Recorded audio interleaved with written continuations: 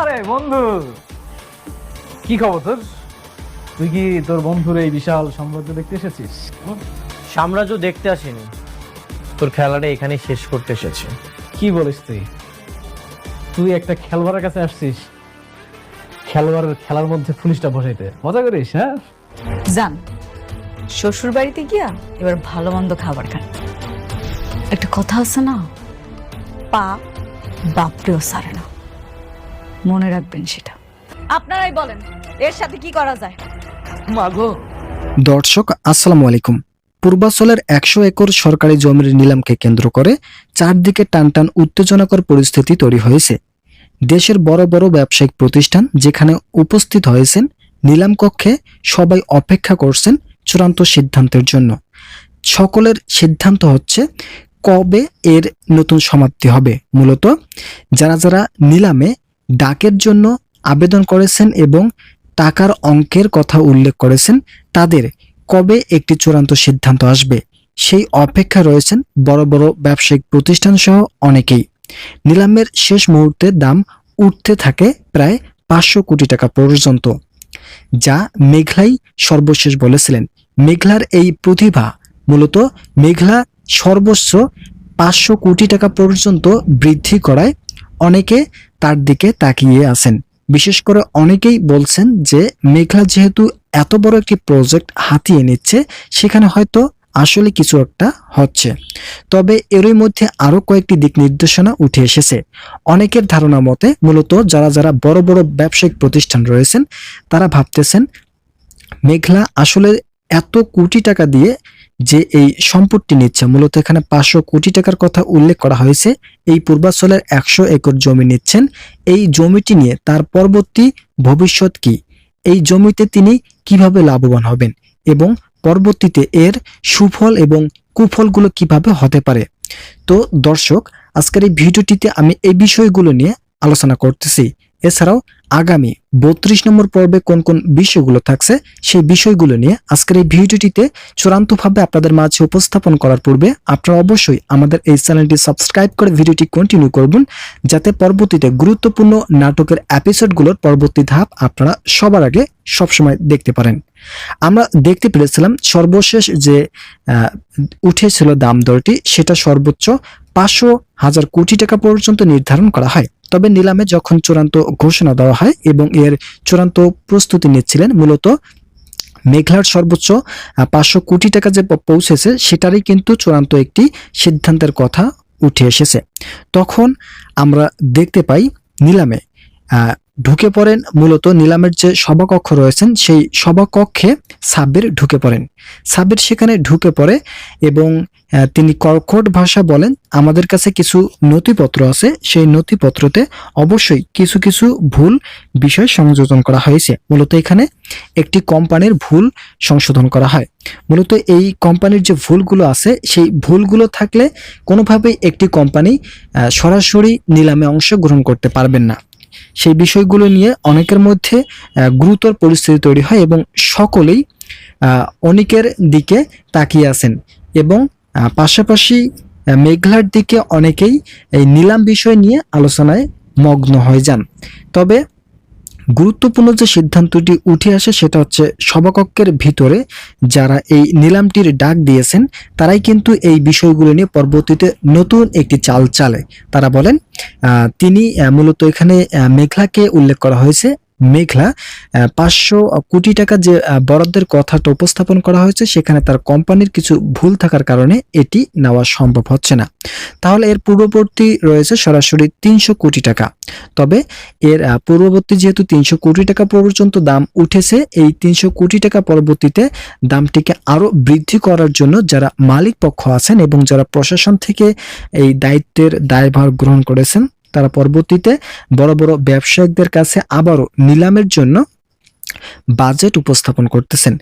কাদের অর্থ বৃদ্ধি হবে সেই বিষয়গুলো তিনি স্পষ্টভাবে উল্লেখ করেন। মূলত নিলামে যদিও অনেকেই অর্থের সংকটের কথা বিবেচনা করে কম করে বলতেছেন, তবে কোনোভাবেই অনেকে যে ভিতরটি যে বিশেষ করে যে 500 কোটি টাকার যে একটা বাজেট রয়েছে সেই বাজেটের উপরে কেউ যেতে চাচ্ছেন না, কেননা এটা কোনোভাবে যুক্তিসম্মত কোনো বাজেট হতে পারে না। কেননা এখান থেকে 100 বছরের যে প্রজেক্টটি নেওয়া হচ্ছে 100 একর জমির পূর্বাচলের, সেখান থেকে খুব একটা লাভবান হওয়া সম্ভব না যদি সেখানে 500 কোটি টাকা নেওয়া হয়। তবে এরই মধ্যে আরো অনেকের মধ্যে দুইটি প্রশ্ন উপস্থাপিত হয়। সেই প্রশ্নগুলোর মধ্যে প্রথম যেটি প্রশ্ন রয়েছে সেই প্রশ্নটি সবার মনে প্রাথমিকভাবে জাগ্রত হয়েছিল। প্রশ্নটি হলো, মেঘলার যে কোম্পানি রয়েছে সেই কোম্পানি থেকে 500 কোটি টাকা বিনিয়োগ করার যে একটা অর্থ সেটা আসলে কোথা থেকে এলো? এত বড় একটি অর্থ একটি কোম্পানি, সামান্য শালিমা বিল্ডার্সের এই কোম্পানি কিভাবে 500 কোটি টাকা পরিশোধ করবেন এবং সে 500 কোটি টাকা পরিশোধ করার পরবর্তী সময়ে তাদের যে কোম্পানির মধ্যে একটি অর্থনৈতিক চাপ সৃষ্টি হবে সেই বিষয়গুলো নিয়ে কিভাবে সামাল দেবেন? অপরপক্ষে ব্যাংক থেকে যে লোনগুলো নেওয়া হয়েছে সেই লোনগুলোর কিভাবে পরিস্থিতি সামাল দেবেন? সকল কিছু নিয়েই কিন্তু প্রশ্ন উঠতে থাকে। তবে এই বিষয়গুলো নিয়ে মেঘলা খুব একটা বিচলিত নয়, কেননা মেঘলা ভালো করে জানেন যে এই কোম্পানির অর্থনৈতিক অবস্থা বর্তমান সময়ে খুবই সাবলীল রয়েছে। তবে এখানে আরো একটি প্রশ্ন রয়েছে, শালিমা বিল্ডার্সের নামধারী যে মেয়েটিকে বসিয়ে রাখা হয়েছিল এতদিন, সে মেয়েটি এবং রাতুল অর্থ ধ্বংসের দিক থেকে তারা লিপ্ত ছিলেন। তারা অর্থকে কিভাবে ন্যাসসাত করে তারা তাদের অর্থনৈতিক প্রকট অবস্থানকে শক্তিশালী করতে পেরেছেন সেই বিষয়গুলো নিয়ে কিন্তু নতুন একটি ধারাবাহিক পরিস্থিতি তৈরি হয়। তবে এখানে যে বাধা বিপত্তিটি তৈরি হয়েছে তা কিন্তু জনগণের মাঝে নতুনভাবে আলোড়ন সৃষ্টি করেছে। আমরা দেখতে পাই যে সর্বশেষ 500 কোটি টাকার মধ্যে শালিমা বিল্ডার্সের যে একটি নিলাম নেওয়া হয়েছে সেই নিলামের মধ্যে চূড়ান্ত যে প্রস্তুতিগুলো নেওয়া হচ্ছিল ঠিক তখনই হঠাৎ করে সভাকক্ষে যে পরিস্থিতিটি তৈরি হয় সেই পরিস্থিতিটি ছিল পুরোটাই একটি চাল। মূলত সাব্বির যেহেতু বৃষ্টির সঙ্গে আঘাত করেছেন সেই আঘাতের ফলস্বরূপই কিন্তু এই বিষয়টি উপস্থাপন করা হয়। তবে আমাদের আরেকটি এখানে বিষয় রয়েছে, এই বিষয়টি হচ্ছে সমঝোতা। যদি বৃষ্টির সাথে অনিকের সম্পর্ক ঠিক আগের মতোই থাকতো তাহলে কিন্তু এই প্রজেক্টটি অবশ্যই অনিকেই পেত, কেননা অনিকের যে দ্বিতীয় স্ত্রী রয়েছে যা বৃষ্টি নামে পরিচিত, সেই বৃষ্টির যে বিভিন্ন ধরনের দিক নির্দেশনাগুলো রয়েছে তিনি যেভাবে এই বিষয়গুলোকে মেনে নিতে চাচ্ছেন সেই বিষয়গুলোর বিপক্ষে মানে বিপরীত দিকে অবস্থান নিয়েছেন অনিক। তাই বৃষ্টির কাছ থেকে তিনি চিরতরে মুছে যাওয়া একজন মানুষ হিসাবে উপস্থাপন করা হয়। আমরা পর্বে এমনটাই দেখতে পেরেছি এবং আমরা দেখেছি গত পর্বে মেঘলা সাথে অনিকের যে একটা নতুন ভালোবাসা জন্ম হয়েছে সেই ভালোবাসাটা বৃষ্টি কোনোভাবে মেনে নিতে পারতেছেন না, কেননা বৃষ্টির জনজীবনে নতুন করে একটি শুরু হয়েছে উত্তাল। তিনি কোনোভাবে এই বিষয়টিকে মেনে না নেওয়ায় পরবর্তীতে সাব্বিরের সঙ্গে নতুন একটি আতাতে সংযুক্ত হয় এবং সাব্বিরের সাথে আতাতে সংযুক্ত হওয়ার পর আবারও রাতুলের সাথে তাদের একটা গভীর ভালোবাসা মমত্ব তৈরি হয়। সেখান থেকে কিন্তু পরবর্তীতে পুনর্জন্ম এবং পরবর্তী সিস্টেম পদ্ধতি অনুসরণ করেই কার্যক্রম বাস্তবায়ন করা হচ্ছে। আমরা এই বিষয়গুলো দেখতে পেরেছি এবং আমরা এই বিষয়গুলো থেকে কিছুটা বিষয় জানার জন্য অপেক্ষায় রয়েছি। আমাদের যে ধারাবাহিক পরিস্থিতিগুলো বিরাজমান করছে সেখান থেকে কিন্তু আমরা এই বিষয়গুলো সর্বোচ্চ প্রায় 500 কোটি টাকার যে বাজেট এবং যে নিলাম যে উঠেছিল সেই নিলামের সিদ্ধান্তকে কেউ ডিঙ্গিয়ে উঠতে পারেনি, কেননা এখান থেকে 500 কোটি টাকার ঊর্ধ্বে লাভবান হওয়াটাও একটা টাফ ছিল। তবে মেঘলার দীর্ঘদিন কোম্পানির মধ্যে কোনো প্রজেক্ট না থাকা এবং কোম্পানির একটি আর্থিক অবস্থা তিনি মনে করেন যে ভালো ছিল সেই বিষয়টিকে মনে করায় সর্বশেষ তিনি প্রায় 500 কোটি টাকার একটি বাজেট উপস্থাপন করেন এই নিলামের ক্ষেত্রে। তবে এই বিষয়টিকে কোনোভাবেই কর্মচারী বান্ধব ছিল না বলে মন্তব্য করেন অনেকের মতে যে এই বিষয়টি একটি জনজীবনকে কি কোনোভাবেই উপরের দিকে নিয়ে যেতে সক্ষম নয়, কেননা জনজীবনকে সঠিকভাবে গৃহীত করতে হলে অবশ্যই নতুনভাবে পরিস্থিতি সামাল দিতে হবে। তবে আমরা এই বিষয়গুলোর মধ্যে আরো একটি বিষয় দেখতে পেরেছিলাম গত 31 নম্বর পর্বে। মেঘলা যখন সেই কোম্পানিটির রাজস্ব ফিরে পায় তখন কিন্তু তার বাবা মা, মূলত তার যে একটা পালিত বাবা মা ছিল, তারা কিন্তু এই বিষয়গুলো সম্পর্কে অবগত ছিল না, যার ফলস্বরূপ মেঘলা বাসায় ফেরার সময় মূলত তিনি যে বস্তিতে ছিলেন সেই বস্তিতে ফেরার সময় মিষ্টি নিয়ে আসেন। সেই মিষ্টিগুলো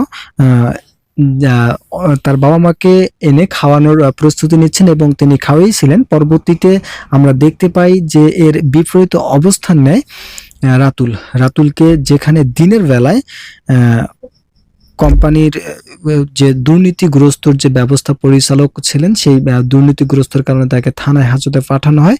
তবে সেই থানার পাঠানো হলেও আগামী 12 ঘন্টার মধ্যেই তাকে আবার ছাড়িয়ে নিয়ে আসেন বৃষ্টি। আমরা কিন্তু এটা জানতে পেরেছিলাম গত পর্বে, বৃষ্টিরই কিন্তু এটা কাম ছিল এবং সাব্বিরের সঙ্গে চাল চেলে এই কাজটা করেছে।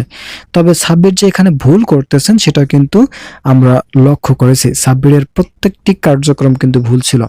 তবে এখানে কিছু বলার বিষয়গুলো থাকে না, কেননা এখানে বড় ধরনের একটি সিন্ডিকেট অবস্থান করতেছে এবং বৃষ্টি একটি মোহে রয়েছে, তার বিপরীতে আবার মোহে রয়েছেন যাকে সাব্বির বলা হয়, তিনি এমনভাবে এখন থেকে কাজগুলো করে যাচ্ছেন, তার কার্যক্রমগুলো অত্যন্ত বাস্তবমুখী এবং তিনি এই বিষয়গুলোর বিপরীত অবস্থান নিয়েছেন। বিশেষ করে অনিক এবং মেঘনার যে একটা যে ভালোবাসা ছিল সেটাকে ধ্বংস করার জন্য নতুন করে লেগে পড়েছেন। এটা কিন্তু কোনোভাবে একটি কোম্পানির ভালোপানা হয়ে উঠতে পারে না। তাই কোম্পানির যে বিষয়বস্তুগুলো রয়েছে সকল কিছুর একটা চূড়ান্ত সিদ্ধান্ত বজায় রাখার জন্য পরিস্থিতি সামাল দিয়ে ঘটনাবলীকে সামলিয়ে তোলার বিষয়টিকে সকলে সমর্থন জানায়। আমরা এই বিষয়গুলো সম্পর্কে জানতে পেরেছি।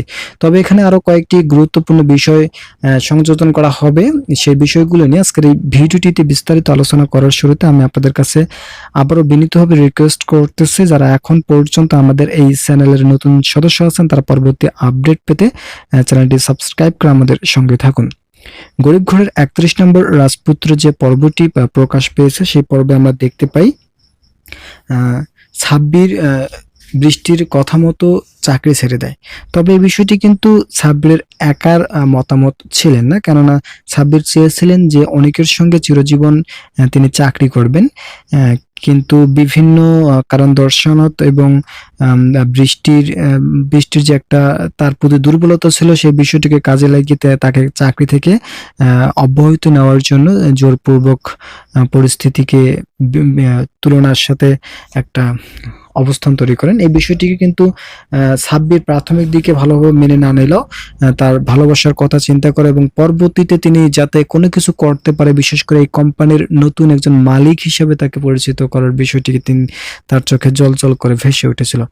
তার ফলেই কিন্তু শেষ পর্যন্ত তিনি এই কোম্পানির একজন ধারক বাহক হওয়ার লক্ষ্যে পরিস্থিতিকে সাময়িকভাবে পর্যবেক্ষণমূলক আচরণের বিপরীতে বড় ধরনের একজন ব্যবসায়িক হিসেবে নিজেকে প্রতিষ্ঠা করার জন্য নিলামের শেষ মুহূর্তে দাম উঠতে থাকে এবং তিনি কোম্পানির থেকে অব্যাহতি নেন এবং তিনি চেয়েছিলেন যে এই কোম্পানির মধ্যে যত ধরনের অসামঞ্জস্যতা এবং এই কোম্পানি থেকে যেভাবে বের হয়ে আসলে পরবর্তীতে আমাদেরকে আবার যাতে কোনো ধরনের অপ্রীতিকর পরিস্থিতিতে পড়তে না হয় সেই বিষয়গুলো নিয়ে কিন্তু কাজ করার নতুন সিদ্ধান্ত উঠে এসেছে। আমরা এই বিষয়গুলো সম্পর্কে যদিও জানতে পেরেছি, তবে এর চূড়ান্ত যে একটা সমাধান রয়েছে সেই সমাধান সম্পর্কে আমরা কোথায় দেখতে পারবো সেটার নিয়েও কিন্তু দ্বিধাদ্বন্দ্বকতা রয়েছে।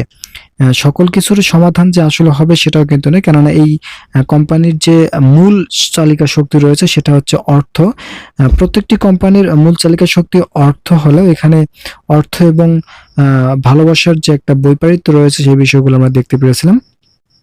আমরা গরিব ঘরের রাজপুত্রের এপিসোডের যে গুরুত্বপূর্ণ আপডেট গুলো দেখতে পেরেছি, সেখানে কিন্তু সব থেকে বেশি দুর্ভোগের শিকার হয়েছেন মেঘলা, কেননা মেঘলার চারিত্রিক জীবন গুণাবলী কিন্তু অত্যন্ত গ্রহণযোগ্যনীয় ছিল। তিনি স্বাভাবিকভাবে পরিস্থিতি সামাল দিতে যথেষ্ট ইতিবাচক অবস্থানে ছিলেন। বিশেষ করে শালিমা বিল্ডার্সকে ঘিরে তিনি নতুন 100 একর যে জমিটি নেওয়ার বিষয়টি নিয়ে আলোচনা হয়ে উঠেছিল, সেখানে বৃষ্টি ভ্যাটও প্রদান করেন এবং সাব্বিরের দ্বারা সকল কার্যক্রম বাস্তবায়নের প্রতিশ্রুতিকে তিনি বাস্তবায়িত করার অবস্থানকে লক্ষ্য করেন। আমরা এই বিষয়গুলো সম্পর্কে জানতে পেরেছি। যদিও এই যে জমিটি মূলত বিক্রি করা হবে নিলামে তোলানোর জন্য নিয়ে আসা হয়েছে, সেই জমিটি প্রায় 100 একর একটি জমি ছিলেন। সেখানে দীর্ঘমেয়াদী কিছু পরিকল্পনা করার লক্ষ্যেই নতুন সিদ্ধান্তগুলো নেওয়া হয়েছে। এই পরিকল্পনাগুলো কিন্তু স্বাভাবিক কোনো ছোটখাটো পরিকল্পনা ছিল না, এটা ছিল ছিল পুরোপুরি দীর্ঘমেয়াদী একটি পরিকল্পনা। এই পরিকল্পনার মাঝে লুকিয়ে আছে গরিব ঘরের রাজপুত্র এপিসোডের গুরুত্বপূর্ণ আপডেট। আপনারা গরিব ঘরের রাজপুত্র এপিসোড অনেকেই দেখেছেন এবং অনেকেই দেখেননি, তবে এই আপডেটগুলো জনগণের দৈনন্দিন জীবনের নতুন চাহিদা শক্তিকে আবারও প্রফুল্লতার দিকে নিয়ে যাওয়ার বিষয়গুলোকে সকলে সমর্থন জানিয়েছেন। আমরা এই বিষয়গুলো সম্পর্কে যথেষ্ট আগ্রহের সঙ্গে দেখে যাচ্ছি। তবে এর পরবর্তী সময়গুলোতে যত ধরনের পর্ব আসবে প্রত্যেকটি পর্বই থাকবে আলোচ্যবহুল। প্রত্যেকটি পর্ব জনগণের আকাঙ্ক্ষা পূরণের নতুন ধারক বাহক হিসেবে উল্লেখিত বা আকাঙ্ক্ষাকে জাগ্রত করার দিক নির্দেশনাকে আমরা যথেষ্ট ইতিবাচক বলে আখ্যায়িত করছি। আমাদের সিদ্ধান্তগুলো এমনভাবে গঠন করা হচ্ছে মূলত গরিব ঘরের রাজপুত্র এপিসোডের যে পর্বগুলো দেওয়া রয়েছে সেই পর্বগুলো জনগণের আশা আকাঙ্ক্ষা পূরণের পরিস্থিতিকে স্বাভাবিক রাখতেই আলোচ্যবহুল করে তোলা হয়েছে। আমরা যে বিষয়গুলো দেখতে পেরেছিলাম গত 31 নম্বর পর্বে, সেখানে সর্বশেষ যে পরিস্থিতিটি উঠে এসেছে সেখানে হচ্ছে কাগজপত্রের ভুল এবং জালিয়াতি, যা দেখার পর চেহারার উদ্বেগের ছাপ হয়ে ওঠে যারা সংশ্লিষ্ট ব্যক্তিবর্গ এবং ব্যবসায়িক গোষ্ঠী রয়েছেন। পরবর্তীতে জানা যায় রাতুলের প্রতিষ্ঠানে আর্থিক নথিতে গুরুত্বপূর্ণ এবং অসঙ্গতি অভিযোগ পাওয়া গেছে। সেই অভিযোগ অনুযায়ী এই কোম্পানিকে আর নতুন করে অগ্রগতি পাওয়ার বিষয়টি নিয়ে কাজ করার অব্যাহতি দেওয়া হয়। তবে এই বিষয়টির বিপক্ষে অবস্থান নেন মেঘলা। মেঘলা বলেন যে আমাদের যে কোম্পানি রয়েছেন সেই কোম্পানি অত্যন্ত সহজভাবেই জনগণের দুর্নীতি দূর করায় আমরা কাজ করে থাকি। আমাদের কাজকর্মগুলো দেশের অর্থনৈতিক অবস্থান এবং পর্যালোচনা কমিটির সঙ্গে কাজ করা হয়ে থাকে। অন্যান্য যে যারা দর্শক রয়েছেন সেখানে তাদের মাঝেও এই বিষয়গুলো উদ্বিগ্ন হয়ে ওঠে, কেননা গরিব ঘরের রাজপুত্র এপিসোডগুলো জনগণের মাঝে নতুন করে একটি আনন্দদায়ক পরিবেশ তৈরি করেছে। এই পরিবেশটি জনগণের ভালোবাসা, ভ্রাতৃত্ববোধ এবং জনগণ কিভাবে এই বিষয়গুলোকে নিচ্ছেন সেই বিষয়গুলো নিয়ে কিন্তু চূড়ান্ত দিক নির্দেশনার পরিসমাপ্তি করা হয়। আমরা এটা দেখতে পেরেছিলাম। আমরা এর মধ্যে আরো কয়েকটি জিনিস দেখেছি। সেখানে গরিব ঘরের রাজপুত্র নাটকে প্রচন্ড ক্ষুব্ধ হয়ে ওঠেন রাতুল বলেন যে আমার কোম্পানির কোনো ধরনের জাল জালিয়াতি ছিল না, আমার কোম্পানি সম্পূর্ণভাবে সঠিক প্রিফারেড একটি কোম্পানি ছিল। এই কোম্পানির ধারক বাহক এবং সুপরিকল্পিত ষড়যন্ত্র যারা রয়েছে সেই ষড়যন্ত্রগুলো পরবর্তীতে নতুনভাবে উৎক্ষেপণ না হয় সে বিষয়গুলো নিয়ে কিন্তু অনেক গতিপথ উঠে এসেছিল। তবে ভাগ্যের অদ্ভুত পরিহাসের যে ফাঁদ একসময় অনেকের জীবনকে নতুন করে ধ্বংসের দ্বার প্রান্তে নিয়ে পৌঁছাবে সেটাও কিন্তু আমরা দেখতে পেরেছি। যদিও এই পর্বগুলো এখন পর্যন্ত অস্পষ্টতা প্রকাশ করেছে, তবে এই পর্বের যে একটা নতুন মাপকাঠি রয়েছে সেই মাপকাঠি সম্পর্কে যতটুকু জানা সম্ভব হয়েছে সেখানে আমরা দেখতে পেরেছিলাম মেঘলা তার চারিত্রিক জীবনে সব থেকে সহজ সরল একজন মানুষ ছিলেন। তবে অনিক এবং মেঘলার সঙ্গে যে একটা নতুন বর্তমান ভালোবাসা তৈরি হয়েছে সে ভালোবাসাটাকে বৃষ্টি মেনে না নেওয়ায় পরবর্তী ইতিহাসটা আরো ভয়ঙ্কর রূপ ধারণ করেছে। এই রূপটি যদিও পরবর্তীতে স্বাভাবিকভাবে মেনে নেওয়া হয়েছে, তবে প্রাথমিক দিক থেকে এটার পরিস্থিতি ছিল অত্যন্ত কঠিন এবং কর্কশ পর্যায়ের। কেননা গরিব ঘরের রাজপুত্র এপিসোড জনগণের মধ্যে যতটুকু ভালোবাসার জন্ম দিয়েছে তা হয়তো পরবর্তীতে আগামীতে এই ভালোবাসা আগামী যে নাটকগুলো আসতে যাচ্ছে সেখানে কিন্তু থাকবে না। আমরা এর মধ্যে আরো একটি পর্ব দেখতে পেরেছিলাম, সেখানে হচ্ছে দুনিয়া টাকার গোলাম। এই বিষয়টি কিন্তু কোনোভাবেই নেতিবাচক কোনো পরিস্থিতি নয়।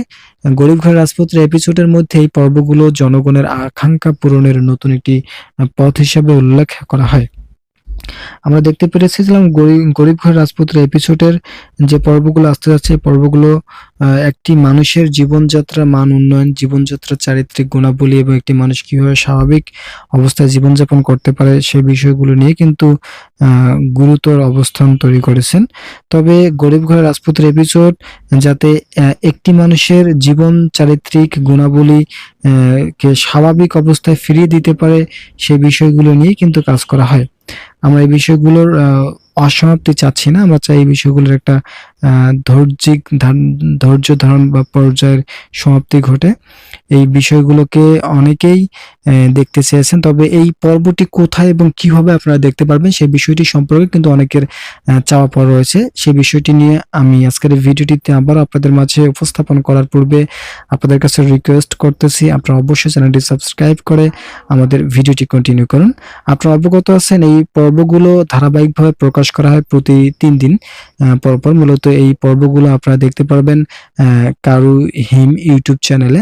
কারু হিম ইউটিউব চ্যানেলটি এই পর্বগুলো সম্প্রচার করে থাকেন সরাসরি, তাই আপনারা অবশ্যই সেই চ্যানেলটি সাবস্ক্রাইব করে এই পর্বগুলো দেখতে পারবেন। এই পর্বগুলো আপনাদের মাঝে খুবই আলোড়ন সৃষ্টি করবে। আপনারা যে ধরনের পর্বগুলো দেখে অভ্যস্ত এবং টম অ্যান্ড জেরির মতো যে পরিস্থিতিগুলো দেখার জন্য আপনারা আগ্রহের সঙ্গে নতুন ভাবধারা হিসাবে পরিস্থিতিকে সামাল দেওয়ার বিষয়গুলোর সঙ্গে ছিলেন, সেই বিষয়গুলো নিয়েই আমাদের কার্যপরিধি ছিল। তবে এই পর্বগুলো যে আগামীতে আরো নতুন ইতিহাসকে সাক্ষী করবে সেটার আর বলার অপেক্ষা থাকে না। তাই শেষ পর্যন্ত গরিব ঘর রাজপুতের এপিসোড জনগণের আকাঙ্ক্ষা পূরণের নতুন পরিবেশকে আমরা সামগ্রিকভাবে বিবেচ্য করে তুলে ধরেছি। শেষ পর্যন্ত গরিব ঘর রাজপুত এপিসোডের চূড়ান্ত দিক নির্দেশনাগুলো জনগণের ভাগ্য পরিবর্তনের গুরুত্বপূর্ণ সহায়ক ভূমিকা রাখে। তো আমি চাচ্ছিলাম আজকের এই পর্বটি এ পর্যন্ত রাখতে, যেহেতু আগামী পর্ব প্রকাশ পাচ্ছে, তাই আগামী পর্বে কোন কোন বিষয়গুলো থাকছে আপনারা সেই পর্বগুলো সম্পর্কে যারা জানেন না তারা অবশ্যই এই পর্বগুলো দেখতে পারেন, কেননা আপনাদের এই পর্বগুলো আপনাদের মনের খোরাক জোগাতে যথেষ্ট ভূমিকা রাখবে।